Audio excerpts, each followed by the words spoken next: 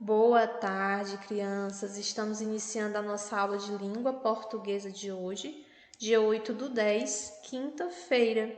Vamos corrigir a nossa atividade, página 56. Você já está com o seu livro, coloque nesta página para você conferir as suas respostas, tá bom?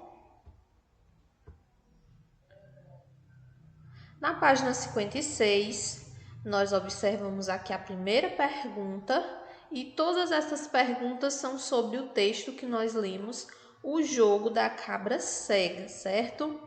Qual é o objetivo de cada parte do texto? Relacione as colunas.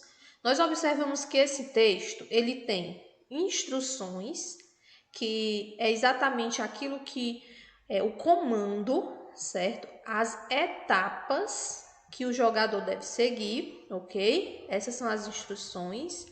Tem também a origem, de onde, qual país, em que lugar, em que data esse jogo, esta brincadeira se originou, nasceu.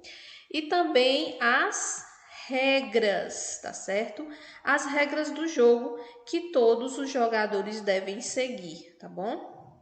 Como foi que vocês numeraram aqui? Se você tiver numerado nesta sequência, ó, as regras: ensina como brincar, número 3. As instruções: dá informações gerais sobre o jogo. E origem: conta a origem e algumas curiosidades sobre a brincadeira, tá bom? Então, esta é a sequência: 3, 1, 2. Vamos agora para a segunda questão. Por que a palavra cega aparece em todos os nomes dessa brincadeira? A gente observou, crianças, que essa brincadeira ela tem outros nomes também, certo? Não apenas cabra cega, mas ela também é conhecida por pata cega, cobra cega e galinha cega. Logicamente que em outros lugares, né? Outros estados, outros países.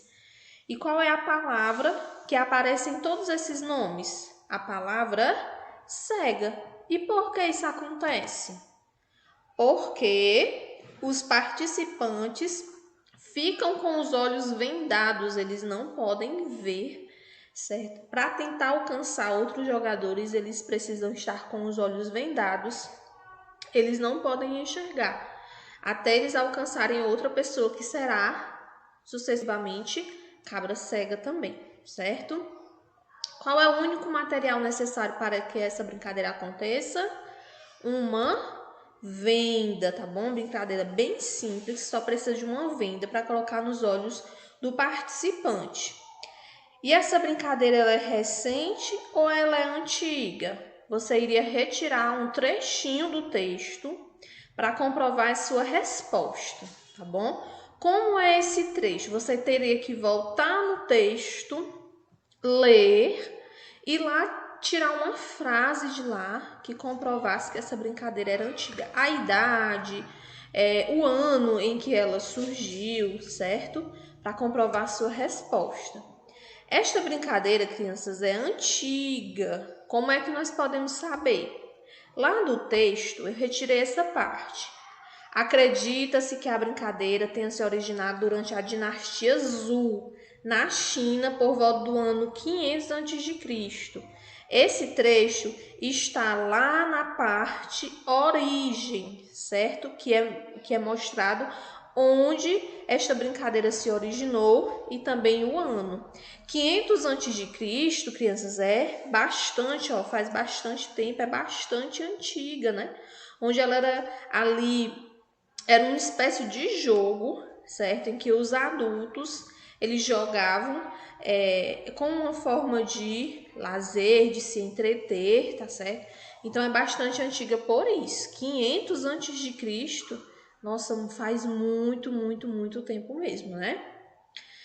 E agora você pode pausar o vídeo para conferir todas as suas respostas. Se não tiver certa, você completa, apaga, escreve a correta. Se não tiver completa, você completa com a resposta que a tia deu, tá bom? Na quinta questão, leia o trecho abaixo.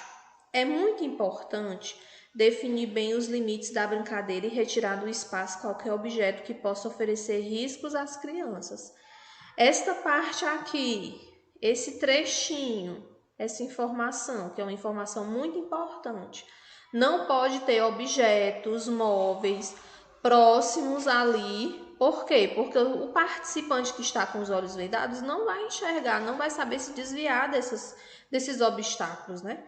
Então, é muito importante que não haja objetos ali próximos, certo? Para que as crianças não corram o risco de se machucar. Essa informação aparece na origem do jogo, mas poderia aparecer em outra parte. Qual? Ela poderia aparecer, crianças, na parte regras do jogo, que foi a última partezinha que a gente leu, né? Aqui também poderia ser uma regra, certo? Que ensina como você deve brincar, tá bom? Então, essa informação aparece bem no começo, na origem do jogo, mas também poderia aparecer na parte das regras do jogo. Por que essa informação é importante? Porque se o espaço estiver cheio de móveis, outros objetos, é bem provável que as crianças, os participantes, eles esbarrem nesses obstáculos, né? Quando correrem e acabem se machucando, tá bom? Então, se você tiver respondido aqui nesse mesmo sentido, você pode deixar a sua resposta, tá certo, crianças? E assim nós realizamos a nossa correção, essa correção da página 56, e agora a tia vai explicar para vocês, certo? A tia vai explicar para vocês o emprego da letra H e os dígrafos, tá bom? Na parte compreendendo a língua. A tia vai explicar direitinho para vocês. Continuem acompanhando a nossa videoaula. Agora, crianças, nós vamos estudar sobre o emprego da letra H nas palavras e também vamos conhecer o que são os dígrafos. Então, como vocês podem ver, a tia anotou aqui algumas informações, tá bom? Sobre a letrinha H. A letra H, crianças, no início da palavra ou no final, ela não tem som. Como vocês perceberam já, né, nas palavrinhas que vocês leem, que vocês escrevem. E aqui tem alguns exemplos, ó. A palavra hoje, hábito, Helena e hora. A letrinha H está no começo ou no final da palavra? Está no começo. Olha ela aqui.